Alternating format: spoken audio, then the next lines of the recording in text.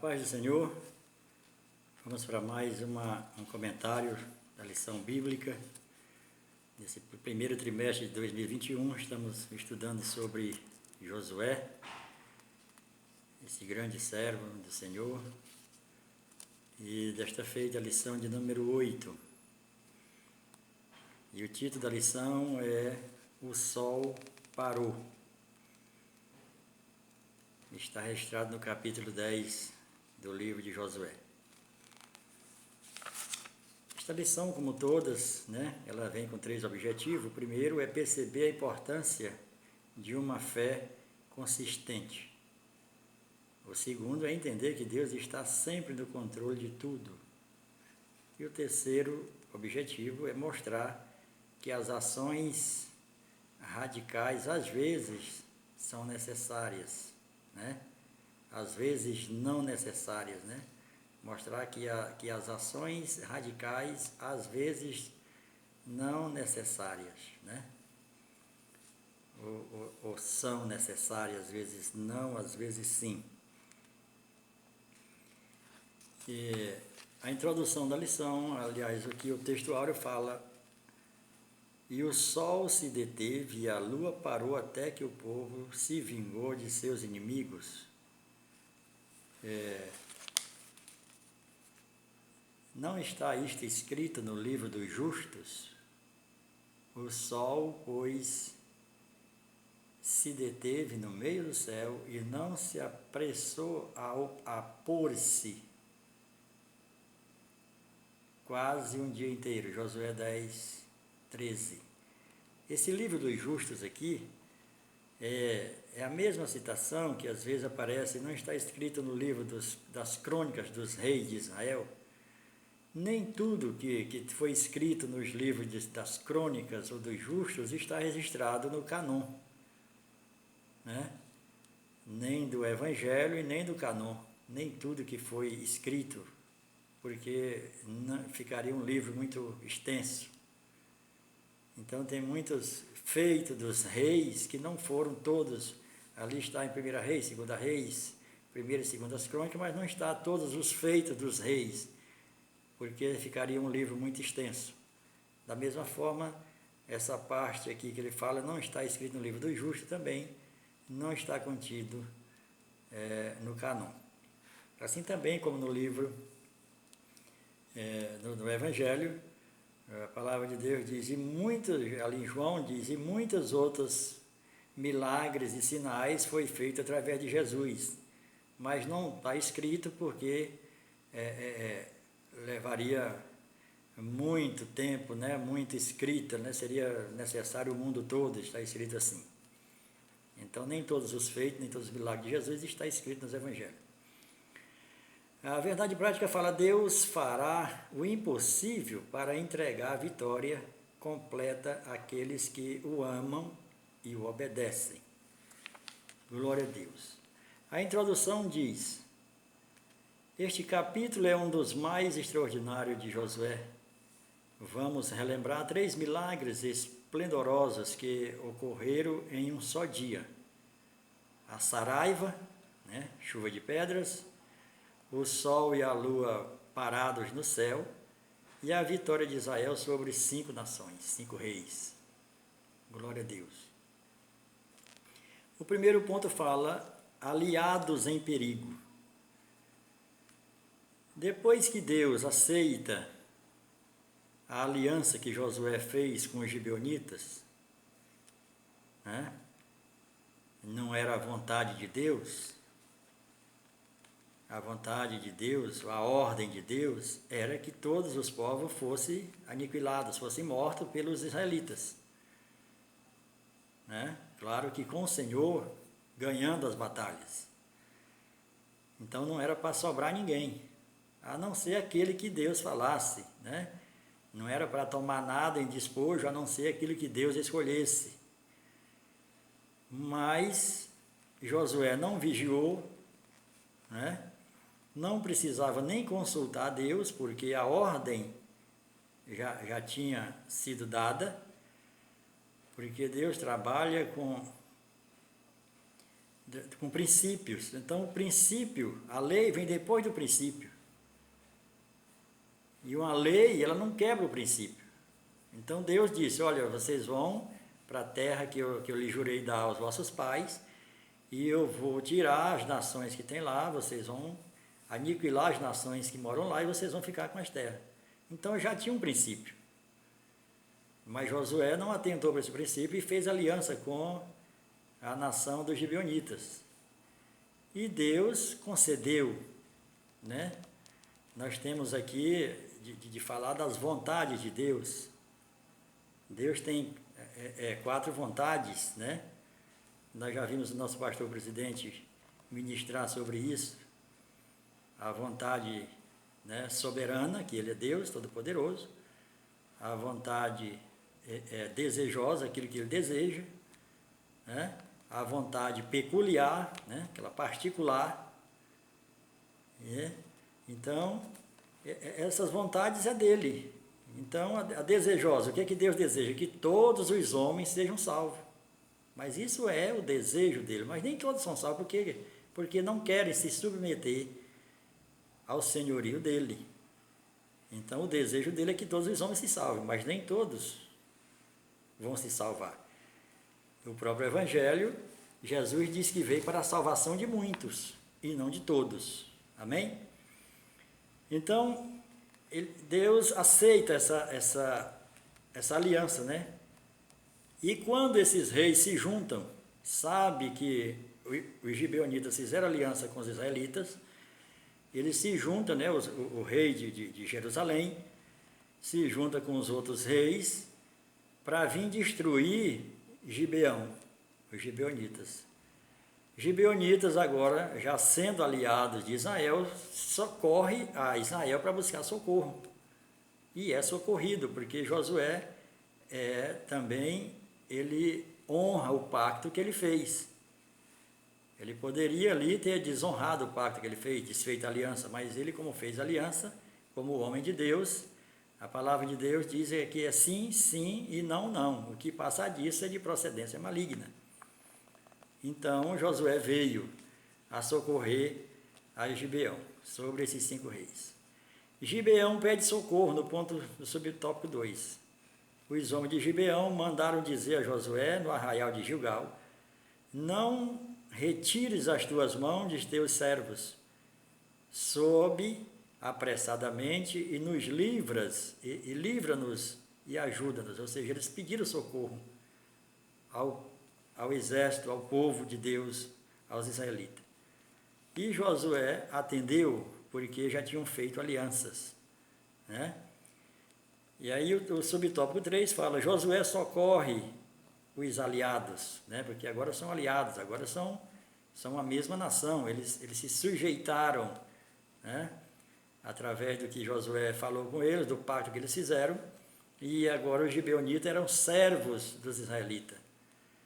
E Josué honra o pacto que fez e foi com o exército e livrou, através do Senhor, nosso Deus, livrou os gibeonitas dos 5 reis. O segundo ponto fala, o sol e a lua pararam. Tem sido até hoje, como todos os milagres, para os cientistas, né? Para os astrônomos, né? E não astrólogos, astrônomos, quem estuda os astros e cientistas, entender, receber, compreender isso aqui. Da mesma forma que Deus abriu o mar vermelho, abriu o Jordão, né? Elias e Eliseu atravessaram também o Jordão em cima de uma capa. Isso tudo é milagre. Milagre não se explica. Porque se houvesse uma explicação, já não seria milagre. Mas aqui, depois de muito tempo estudando ciência, a gente entendeu que o Sol e a Lua, eles não param, porque é a Terra que gira em torno do Sol. O Sol está lá, parado. A Lua também está. Quem gira é a Terra. Mas aqui é um linguajar da época. Foi o que Josué entendia da época que ele falou, que ele orou pedindo para o sol parar. né? No entanto, Deus parou a terra.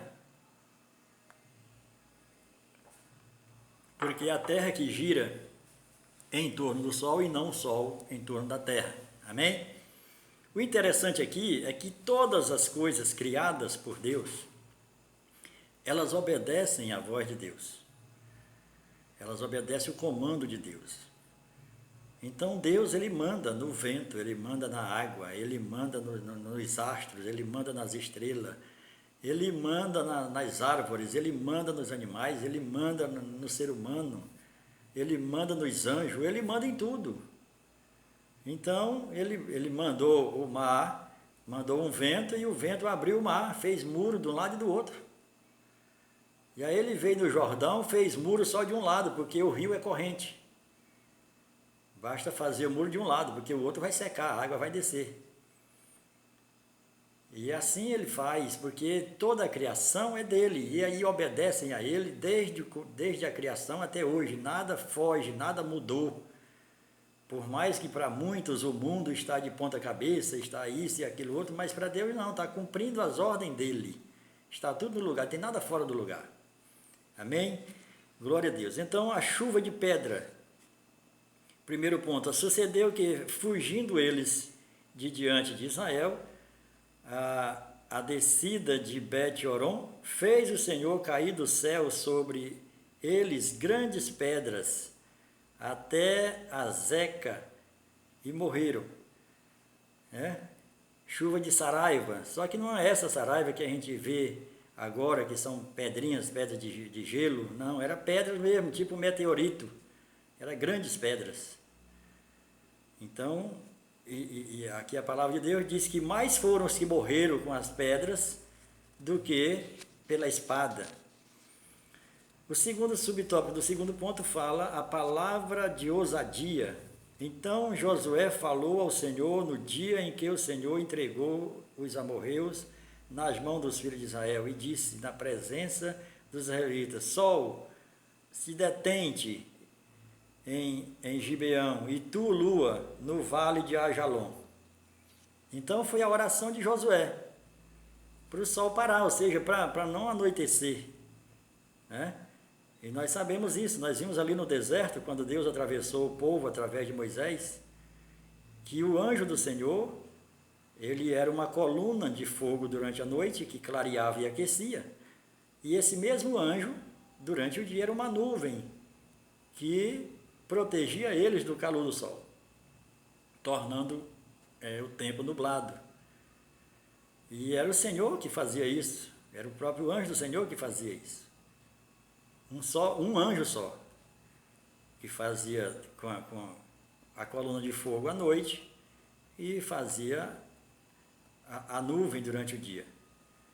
O dia continuava sendo dia, só que para Israel, tanto o dia como a noite, era claro, porque eles precisavam caminhar de dia e de noite. Então eles caminhavam de dia e de noite, porque para eles era como caminhava à noite, como se estivesse caminhando de dia, porque o clarão da luz do Senhor, daquela chama de fogo, era como se fosse a luz do sol. Aí durante o dia era a coluna de nuvem, mais cobrindo, né, tampando os raios solares. E aí Israel caminhava de dia e de noite como se fosse apenas dia. Mas o dia sempre de 12 horas do dia e 12 horas para a noite. E nós temos hoje no nosso país, não tão grande quanto é em outros países, mas uma diferença muito grande, de 4, 5 horas da tarde. Tanto é que tem uma época aqui, no tempo dos governos comunista, que fazia o horário de verão, porque é a época do ano em que o sol permanece mais tempo, né, com a sua luz. E nós estamos vivendo esse tempo agora, né? Aqui na Argentina, por exemplo, tem um mês do ano, 2, 3 meses do ano, que dá 9 horas da noite e está aqui como se fosse no nosso Brasil, aqui no nosso Nordeste, como se fosse 5, 6 da tarde, já lá sendo 9 da noite. Então, Isso numa forma normal, natural. Imagine com a intervenção do Senhor. Se o Senhor quiser que fique 24 horas o sol, vai ficar como naquele dia que Jesus foi crucificado, por volta de 3 horas da tarde, escureceu. O sol deixou de brilhar e virou escuridão, virou noite. Então é o Senhor que manda. Por mais que o ser humano não entenda, os que se dizem cientistas, estudiosos, astrônomos, eles não vão entender, porque é Deus que está no controle. O sol e a lua pararam. O sol se deteve e a lua parou, até que o povo se vingou de seus inimigos. Não está isto escrito no livro dos justos? O sol, pois, se deteve no meio do céu e não se apressou a se pôr, né? Que o sol nasce e o sol se põe. Então, ele demorou a se pôr. Quase um dia inteiro, ou seja, não foi o dia inteiro, não foi, vamos dizer assim, que às 5, 6 horas da tarde já era para ele ter se posto, mas aí o Senhor prolongou esse dia, né? E o sol brilhou mais, como eu falei dos exemplos que nós temos aqui no Brasil, e em outros países o horário é maior, se estende mais, como no caso aqui da Argentina, aqui nossos vizinhos. Então, o terceiro ponto, fala grandes batalhas. O primeiro subtópico fala integridade, o segundo, transmitindo a bênção, e o terceiro, Deus faz a diferença. Então, as grandes batalhas, voltou todo o povo em paz ao acampamento, a Josué, em Maquedá, não havendo ninguém que movesse a língua contra os filhos de Israel, né? Então, não tinha ninguém para falar contra, porque eles viram que o que foi feito ali foi uma coisa extraordinária, sobrenatural. Então, não tem como a pessoa se levantar para falar, para não aceitar de uma coisa que é sobrenatural, que é milagre, por mais que não tenha explicação. O segundo ponto fala transmitindo a bênção. Então Josué lhe disse, não temais, nem vos atemorizeis, sede fortes e corajosos, porque assim fará o Senhor a todos os vossos inimigos, contra as quais pelejardes. Desta forma, Josué está retransmitindo aquilo que ele ouviu do Senhor quando assume o cajado de Moisés. Ser forte e corajoso, tem bom ânimo, porque eu vou entregar a terra que prometi aos vossos pais na tua mão. Mas aí, da parte de nós, que nós sejamos fortes e corajosos, para se levantar, para correr, para ir atrás. A vitória é o Senhor que nos dá, mas precisamos estar pronto, precisamos obedecer, precisamos estar atento. E foi isso que aconteceu, né? E Josué repassa essa mesma palavra, essa mesma promessa, ele repassa para o povo de Israel, aquilo que ele tinha recebido, né? Da mesma sorte, assim como Paulo, que passa 3 anos e meio na Arábia, aprendendo com Cristo, quando ele chega, ele diz, eu aprendi do Senhor o que também vos ensinei, ou seja, ele aprendeu do Senhor. Assim como os discípulos, assim como os apóstolos aprendeu durante 3 anos e meio andando com Jesus, Paulo também aprendeu de Jesus ressurreto, na terra da Arábia. Quando ele vem para se encontrar com os apóstolos em Jerusalém, ele chega em Jerusalém e não vê nenhum dos apóstolos a não ser Pedro e Tiago, o irmão do Senhor. E aí ele disse, olha, eu não sei o que eles aprenderam do Senhor, mas sei que eles não têm nada para me ensinar, porque ele já tinha aprendido também do Senhor Jesus. E aí ele chega em 1 Coríntios e diz, o que eu aprendi do Senhor, isso também vos ensinei. Da mesma forma, Josué, que recebe do Senhor, ele também diz, olha, ser forte, tem bom ânimo, seja corajoso, porque o Senhor nos entregou. Então é necessário que sempre o líder esteja passando ânimo, né, para os seus liderados.